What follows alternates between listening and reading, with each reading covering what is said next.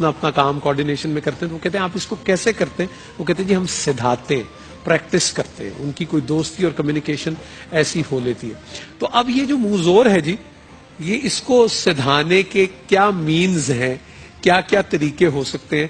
اس session میں ہم تھوڑی سی اس پہ بات کریں جناب۔ دیکھیے، بنیادی بات تو یہ ہے کہ شریعت نے نبی کریم صلی اللہ علیہ وسلم کے ذریعے جس طرح صحابہ کرام کے مزاج کو اپنے قابو میں کیا تھا، بعین ہی ہمیں بھی اپنے اختیارات کو اللہ اور اس کے رسول کے اختیار کے آگے بے اختیار کرنا ہوگا، سرنڈر ہونا ہوگا۔ مثال کے طور پر قوت غضبیہ ہے، لیکن اگر یہ قوت غضبیہ کنٹرول نہیں ہے اور یہ اسی طرح سدھائی ہوئی نہیں ہے، جس طرح آپ نے سرکس کے شیر کی مثال دی، تو یقینی طور پر اپنے نفس کی تسکین کا باعث بنے گی۔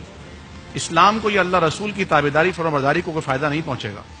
سیدنا علی رضی اللہ تعالیٰ عنہ کا مشہور واقعہ ہے کہ ایک یہودی سے آپ کا مقابلہ ہوا، اور جب آپ اس کے سینے پر چڑھے ہوئے تھے اور قریب تھا کہ آپ اپنی تلوار سے اس کا سر تن سے جدا کر دیں، تو اس نے سوچا کہ اب تو مرنا ہی ہے، تو اپنی خبث باطن کا اظہار کر لوں، اور اس نے آپ کے چہرے پر انوار پر تھوک دیا، نعوذ باللہ۔ اللہ سیدنا علی رضی اللہ تعالیٰ عنہ فوراً اس کے سینے سے اتر کر کھڑے ہو گئے۔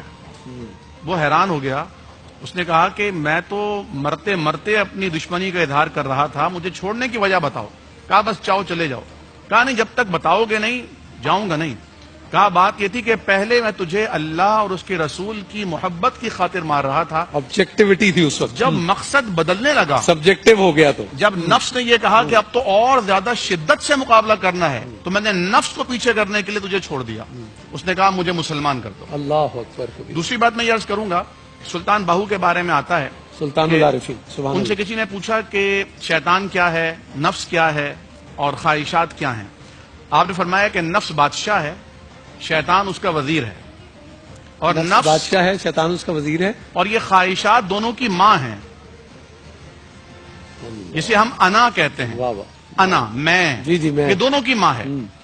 اب آپ یہ دیکھیے کہ اگر انسان اپنے نفس کو صحیح کرنا چاہتا ہے اور اس نفس سے لڑنے کی کوشش کرتا ہے، تو بسا اوقات کبھی وہ فتح یاب ہو جاتا ہے اور کبھی نفس اس سے برائی کا ارتکاب کروا بیٹھتا ہے، اور کبھی کبھی گناہ سے بڑھ کر احساس گناہ اتنا خطرناک ہوتا ہے کہ وہ توبہ کی طرف پلٹنے میں رکاوٹ ہی بن جاتا ہے۔ بسا اوقات ایسا بھی دیکھا گیا ہے۔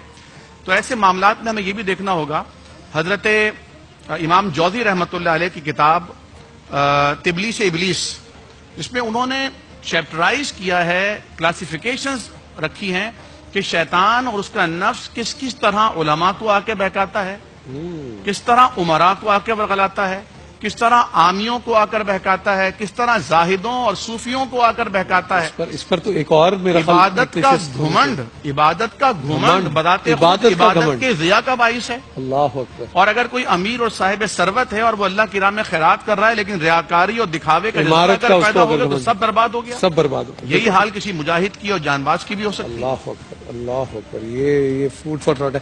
مفتی صاحب، اب جی سب کو مختلف اس کا مطلب ہے کہ جتنی آبادی ہے اتنی ہی میرا خیال فارم ہوگی نفس کی، اور ہم بعض لوگ دیکھتے ہیں وہ اتنے سوکھے ہوتے ہیں، اتنے نرم مزاج ہوتے ہیں، کچھ اتنے تنخو ہوتے ہیں، اور ان کو انہی کی طرح جیسے اساتذہ کرام آپ کی بھی زندگی میں آئے ہوں گے، ہمارے بھی، وہ دیکھ لیتے ہیں کہ بھئی یہ کس طرح ہے، اس کو کس طرف لے کے جانا ہے، اور ہر ایک کے ڈوز اینڈ ڈونٹس فرق ہوتے ہیں۔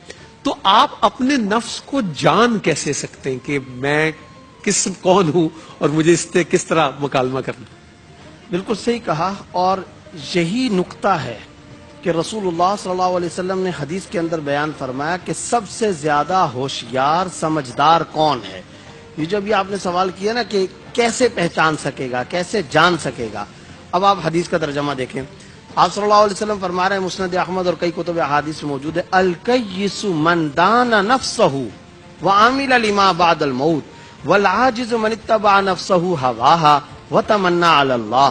الکیس عربی کا لفظ ہے، اردو میں اس کا ترجمہ کر ہی نہیں سکتے، بہت قریب سمجھنے کے لیے ہوشیار، انٹیلیجنٹ، انتہائی ذہین، انتہائی دانشور، عقل مند، دانا و بینا انسان۔ الکیس کون ہے؟ ہمارے ہاں تو کیا ہے، سمجھدار اس کو کہتے ہیں بینک بیلنس ہو، مال ہو، عہدہ ہو، شہرت ہو، ملازمت ہو. ہوشیاری چلاکی آتی ہو جس کو. ہمارے ہاں تو اب اقدار بدل گئی.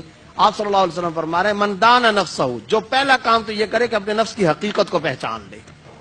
جو نفس کی حقیقت کو پہچان لے، یہاں پٹری سے ٹرین اتر رہی ہے، یہ میں اللہ کے لیے کر رہا ہوں، یہ میں مخلوق کے لیے کر رہا ہوں. یہاں دکھاوا شروع ہو چکا، یہاں شرک آ گیا، یہاں خواہش نفسانی کو میں نے معمود بنا لیا، یہاں میں صرف اور صرف اللہ رب العزت کی رضا کے لیے کر رہا ہوں. کانسٹنٹ مانیٹرنگ جو ہے وہ مستقل بنیاد پر.